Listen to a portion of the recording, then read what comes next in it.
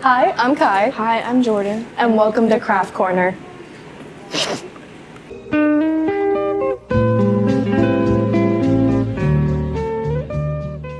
Today we have Mr. Sherman. He is an English teacher and is on yearbook. And we're making this. It's good to be here, Kai, Jordan. Thank you. So, what classes do you teach? So I'm teaching this year American Lit and Comp. Jordan is one of my students, so kind of junior English language arts there.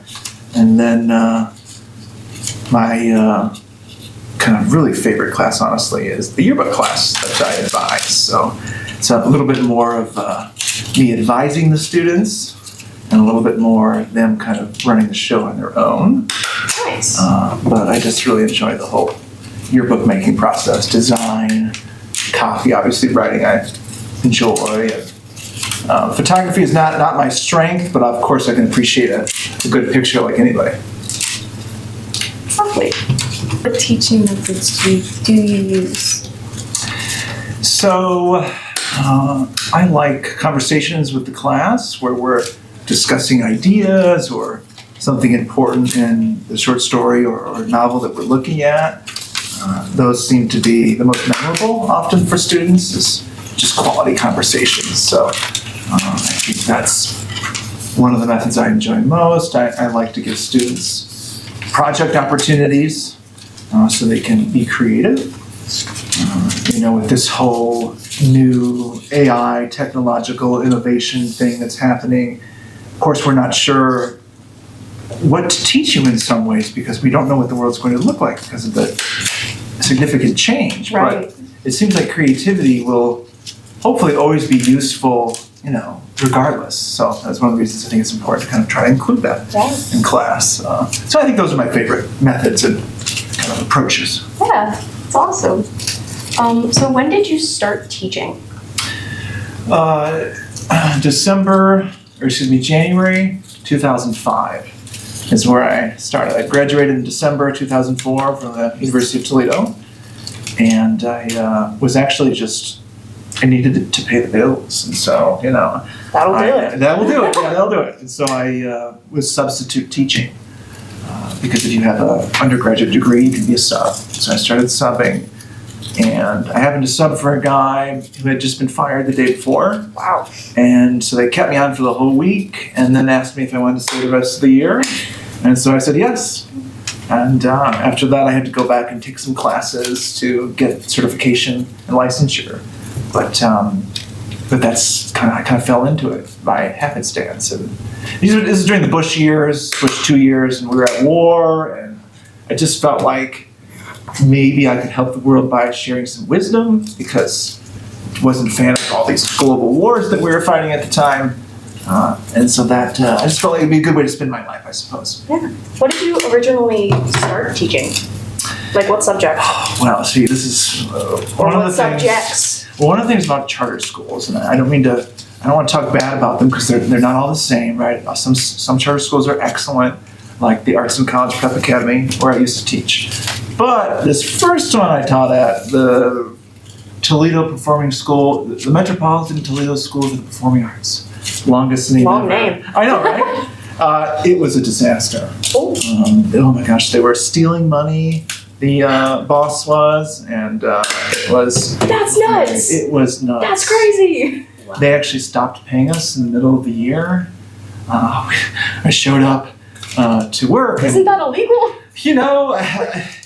I was 22, so I'm young, right? Oh. I'm pretty shocked by all this, and they cut off our insurance, our health insurance, and so we took to the streets and we started Union! We made signs, protesting. We didn't have a union, so we had no union protection. But I made it in the front page of the Toledo Blade, holding awesome. "Pay Your Teachers" sign. Yeah, I need to find a picture of that. Yeah, it's from I don't know, a while back, but at one point I did have it, and my friends at the time photoshopped me doing silly things with the sign, as you can imagine, but I don't have any of those to share. Oh, that's awesome. Always done English? No, that was so weird. When I got hired, I got off track a little bit there, I guess. I taught algebra, middle school science, middle school history, and I think maybe a junior and senior English. Wow. So I had like 5 different classes In one day? in one day. With a bunch of different, like, grade levels? Grade is 7 through 12. Yep. Ooh. So it was a small school, but I received D's as an algebra student myself in high school. It's okay, so me I too. had no business teaching it. You share the pain, do you? Oh, yeah. Yeah, I struggled. So it was actually a great disservice, honestly, to have me teaching algebra. But I said worked in the yes. time. I did my best. You know, what else could I have done, I suppose? Yeah. Wasn't fun at the time. Nice. And it made me a target, too, because when I was on the, being the one leading the team, the teacher team, in opposition to this company that controlled the school, I was the one that was targeted by, the powers that be. So that was not fun either. Yeah. So what made you start teaching yearbook? So I lost that job because the school closed because of the stealing. Right. And I happened to be taking a college class with Sister Valerie Grandin. She was a nun, a real Catholic nun. Let's go. Yeah, that's right, at Lord's College in Sylvania, a Catholic school, university. And she was just really cool, really nice lady. And she saw me teach at the school before it closed. And she said, "You have it. You got the gift, you got the skill." And so she got me the interview at Toledo Central Catholic. And that's the only reason I got hired next at Toledo Central Catholic. Without her, I don't get that job because I'm not Catholic. I never went to a Catholic school. I don't know anything about it. So she was the key there. Just like getting this job, Mr. Herring was the key. Oh, nice. Yeah, without those connections, I'm not here. So connections matter, which is, of course, what we're doing now. Yeah, that's awesome. I'm actually going to tell you what we're going to do. Okay, nice. So you can do yours however you please. You have 2 different colors. Mm-hmm. But we're just going to put them together and hold on. We're going to end up putting them together in like this little wreath-like circle because we're making a little wreath. Yes. But you just put them in and then you staple them together. But that's pretty much it. And then we'll staple on a little piece of yarn so that it can hang from your door. Perfect. All right. Can do. So you guys kind of made little points at the end. I didn't do that, but I should probably do that. That's okay. Do you do anything special for Valentine's Day? Flowers is a given. My wife enjoys fresh flowers, and so I definitely have that. I try to always have fresh flowers for her, blooming somewhere in the house or outside. So that's a given. In our younger days, we would go out to probably a concert, dinner and a concert. We get sushi and go see a music show. We don't go out quite as much as we used to. We don't drink and stuff like that anymore. So that's not our typical habit, but sushi date, definitely. Some things you love? You made it. Things I love. This can be anything. Okay. Can you do it? I love the flow state, when you're just in the zone, whether you're creating or playing a sport or playing a musical instrument, it just is all flowing and it's connecting and it feels right. And you're just not even kind of trying and it's just working. Those are moments that I love, flow moments. And whether that's, I love that you call them flow moments. Yeah, it's named for... I like that. Yeah, Mihai Csikszentmihalyi. And yes, that's a person's name. He is the researcher that identified this state and explored it in his book called Flow. No surprise there. That's so cool. What did you do for Valentine's Day? So we actually cooked dinner together this time. And we included my 12-year-old son, since he didn't have a date, which was fine by me. He was part of it too. So what did we make? We made lamb, which is nothing we've never cooked before. We don't know how to cook something lamb. New. That's right. Yep, it was something new. And it came out really well. It's not something we usually have. Like I said, we've never cooked it, but we've ordered it maybe once and twice at a fancy restaurant. But it was the first time. That's so cool. Yeah, it was very good. Ooh, we're all doing different techniques. I love this. Yeah, I was wondering. I didn't I really look love at this. yours. I was talking. That's okay. I love I it. wonder if I'm doing it right. Okay, go for it. Full creative freedom. Go at it. Back to like teaching, but how do you make your classroom like a good environment for students?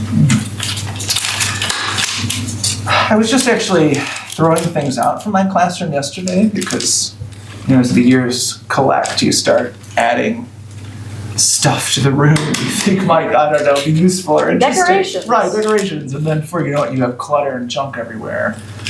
So it just occurred to me that maybe it was time to move on from some of the clutter. So I was trying to declutter and throw some stuff out. Nice. Always trying to give away the books too.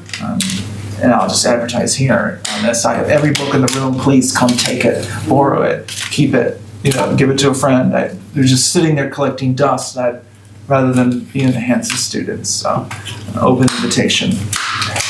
What's your favorite thing to teach? Favorite thing to teach? The things that have useful life connections. The things that students can immediately see how they apply and connect in their life, and I'm always trying to hit those kind of things, so it translates from just this work we're doing in the room to things that might serve you. Beyond Shakespeare. Ooh. Really, I love Shakespeare. That's one thing. I teach American Lit. That's one thing I don't like about American Lit is that I can't do Shakespeare. I want to do Shakespeare every year. It's my goal to somehow find a way to Incorporate it? Yeah, but to get people to actually enjoy it and appreciate it a little bit. If I can do that, like, wow, am I successful as a teacher? It's really hard. And honestly, I don't think I've ever been successful at it. I try year after year. It's worth a shot. It is, because it really is, we're so rich, Shakespeare. He really was one of the best, if not the best. And just the amount of time you can spend studying it and the things that you can learn. I don't know. There's just no bad Shakespeare play. Wow, am I an excellent crafter? We're doing great. We're doing I amazing. don't know. Mine's like Just- a worm. It kind of looks like a four-leaf clover going into, I don't even know. Traumatized four-leaf clover. Me too. Yours looks how it's supposed to. And Yes, it does. Yours It's a looks little nice, wonky, but that's okay. Wow. Nice. I love it. I was focusing a little bit more on the conversation, clearly. Hey, whichever you please. Okay. If you could teach, now we're gonna take our little string. Okay. I just realized how long my string is. We can fold it in half. That'll work. I think stapling will work. We'll find out. Mm-hmm. Just staple it to the top sole of your hearts. Okay. This is the one with staples, right? Yeah. Let's see. I don't know how to do this.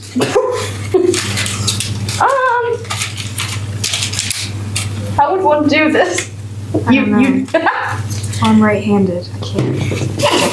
Hold on. Or we could just tie them. How would that work? Well, let's find out. Experiment. We work as we go.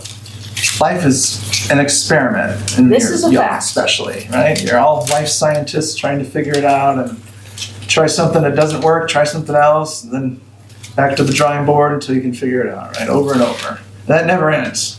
Even though you become an adult, that just doesn't go away. I think this works. I did, or you can do that. What? Yours is so much easier. I would follow her. What time is it? 10:30. Okay, I have to leave. If you could teach another class, what would you teach? Other than yearbook and English. And other than Shakespeare, we'll say Shakespeare is a class in its own. it should be. It yes. should be. That'd be super, like a arts credit, that'd be awesome. At the art school I taught at previously, we did have a Shakespeare class that I taught, and I loved it. Made Shakespeare board games and all kinds of fun stuff. So if not Shakespeare, I think teaching about power, I think, would be interesting. Because that first job I had, where all those terrible things happened with not being paid and so forth, I learned things about power that I didn't know. And I learned ways to protect yourself from powerful people that just sometimes don't have your best interest in mind, like the people that ran that school didn't at the time. And so I think I was a little naive, about power dynamics. And so I think helping young people see those dynamics before they get in the real world, that would be something I would enjoy teaching, because I don't want what happened to me to happen to you. Yeah, that's awesome. Thank you so much. It was great to be here, Kai, Jordan. This Thank was you for having me. lovely. Well, Look at them all go. yours are lovely. Mine is. Yours is amazing. It's What there. are you talking about? It's there.